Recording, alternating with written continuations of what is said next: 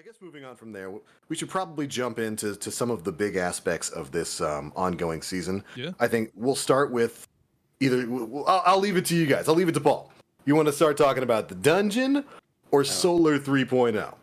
Let's do Solar because that's kind of more universal. Yeah, so I said this at the outset, but I think Solar was underrated right when it launched. I think everyone was just transitioning from Void 3.0 and the millions of explosions.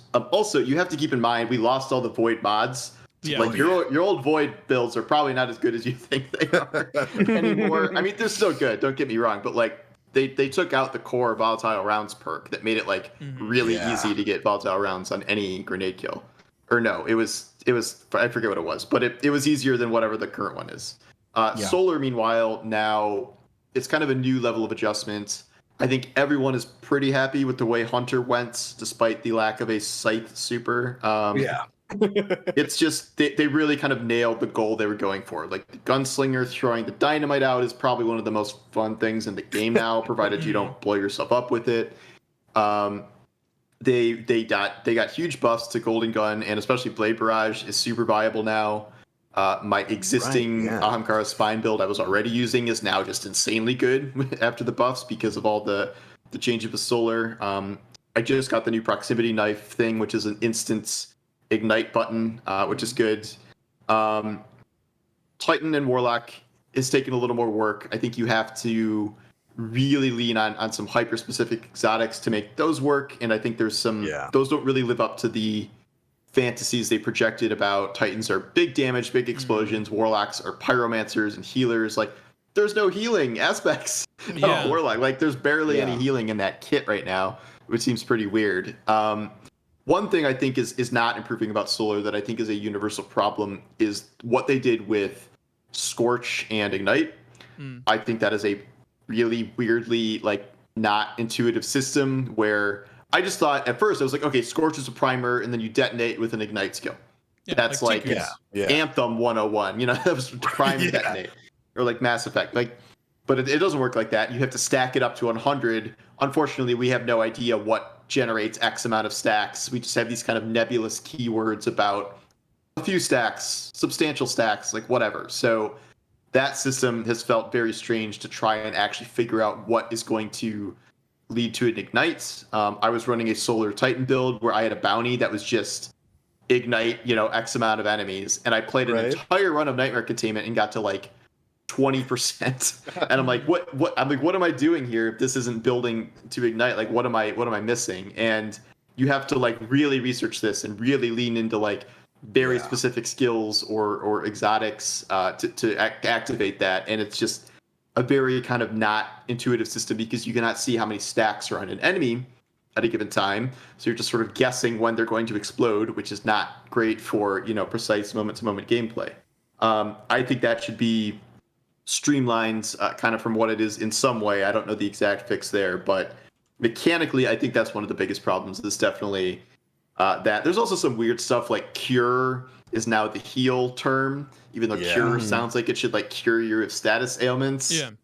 And then there's Restoration on top of Recovery now, and Restoration is kind of just a better version of Recovery that can stack. Like, the words are all kind of confusing. Like, once you put them all together, the kits are fun to play, fundamentally. I think it's just... I don't think the terminology really is there as straightforward as it was with Void 3.0, which I don't think anyone really had that many problems understanding what Void was doing. But Solar, it's like... I can read like the whole sheet. It's still a very little clue as to what's actually happening in combat. So the fantasy was very clear in Void, and seeing people like seeing it work right out of the box was amazing. With this, it's Solar 3.0 is more. It feels more like a tuning than it does like an outright like redefinition of everything. And I don't know. It's harder to want to play in that fantasy when the first box that you got was very good. Yeah. No, I think that's fair. Of course, this was a major topic of conversation in the community all over the course of the week, with everybody starting out with saying, "Oh yeah, Solar 3.0 is pretty underwhelming." until they started playing around with Blade Barrage, some of the Hunter builds, and then in particular for Warlock, because there's maybe 2 or 3 builds for Warlock that are really viable right now, but in particular Starfire Protocol and the fusion grenades just dealing absolute mountainous amounts of damage across the game. But I think that there's a lot to be said for that in some of the confusing terms, of course, with Scorch, Ignition. It kind of works like Volatile, but kind of not, in that it has a build-up stacking mechanic. You're supposed to get up to 100 Scorch or whatever before it ignites, but there's no real way to tell how much Scorch you've built up on things. Yeah. So you wind up just throwing grenades and melees and hoping that something lights on fire. So one of the things that I was playing around with last night that I was having a good time with is... let me look back to see the name of the thing, because somebody asked me how I was getting it back so fast. So I was playing around with Heat Rises, and there's a fragment that basically allows you to get like your melee energy back when you kill a target that has been scorched. Right. Yeah. I'm trying to remember what the name of that frag. It's Ember of Searing. There it is. And I was just kind of messing around in containment, and the whole loop to the thing. It's more of a crowd control thing, anyways. But the whole loop to it was eat the grenade, then just hover in midair. Use the snap to kill enemies, and then use Phoenix Dive to scorch them. Yeah. Yeah. And I'd pretty much get my melee back like damn near instantaneously with that particular fragment, and that's been a lot of fun. But that's not something that you're gonna use with like a boss or something like that. It's very much, you're not going into Grandmasters with that. yeah, you're not gonna be floating in midair in a Grandmaster and just kind of hovering around there, snapping your fingers. You know what I mean? Yeah. As opposed to with I think one of the key strengths there with Void was Devour being so ease of use, essentially, right? Devours just get an ability kill and boom, you have health regen, vampirism pretty much until you stop getting kills. But it's a lot harder to tell with Solar, because you can light enemies on fire, but you don't know what that stack is, and they usually tend to die super fast anyway, so you don't know whether you're actually getting the scorched kill or you're just getting a regular kill. So it's a little confusing. Yeah, no, right, and I think that's part of the overall issue here. With Void 3.0, we had a lot of really focused builds come out of that each had their own identity. You had healing builds, you had barrier builds with Titan and whatnot, you had the constant invisibility with Hunter.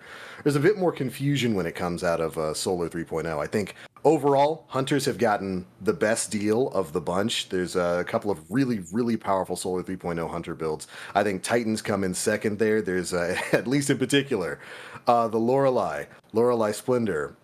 Rocking that with 100 resilience makes you darn near unkillable in a lot of bits of content right now. And when it comes to the short end of the stick, I do believe it is Warlock.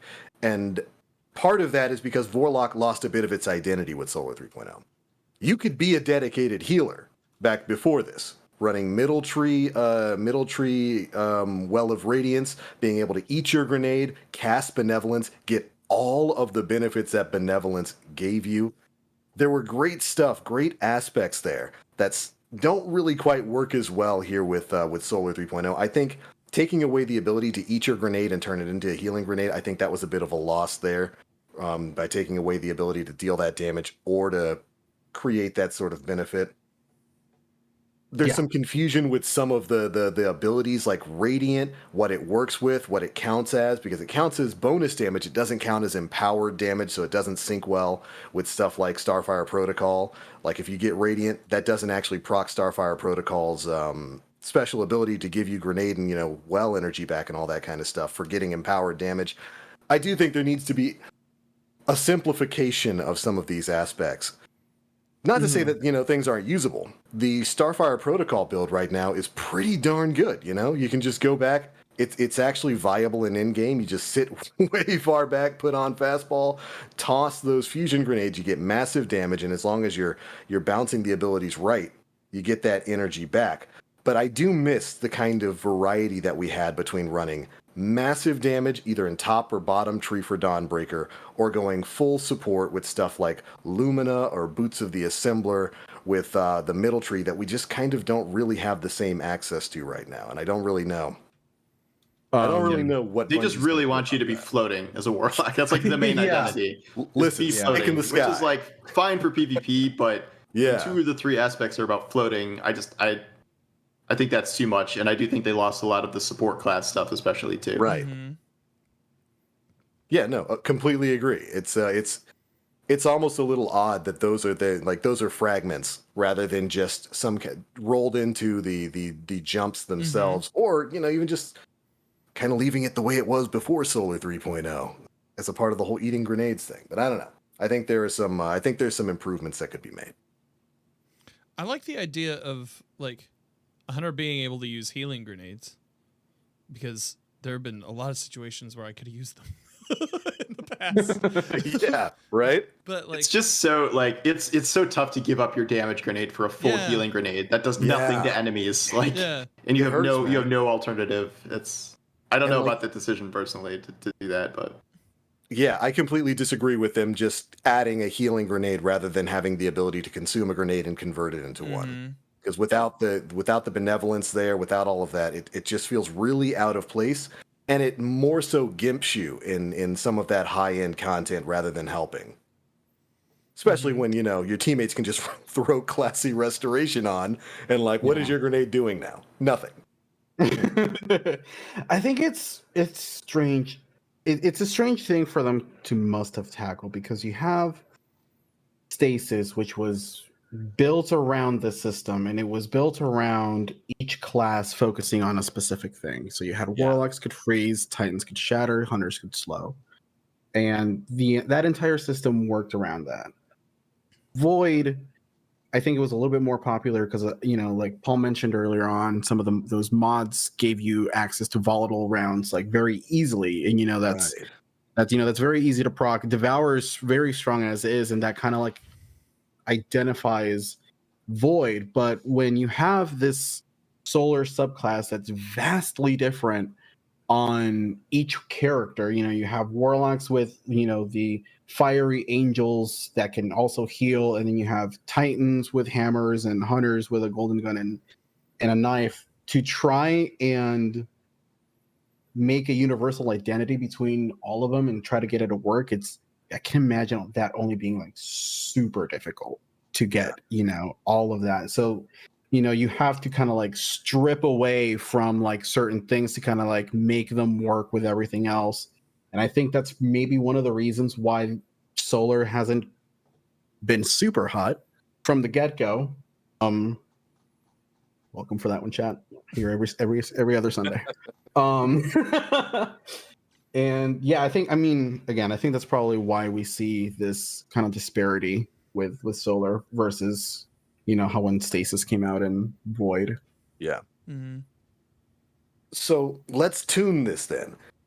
Imagine you have control over what the future of, say, Solar is going to look like. What would you change to give it its own identity rather than having, Scorch and Ignite being a discount volatile effect and stuff like that? What would you change to make it better?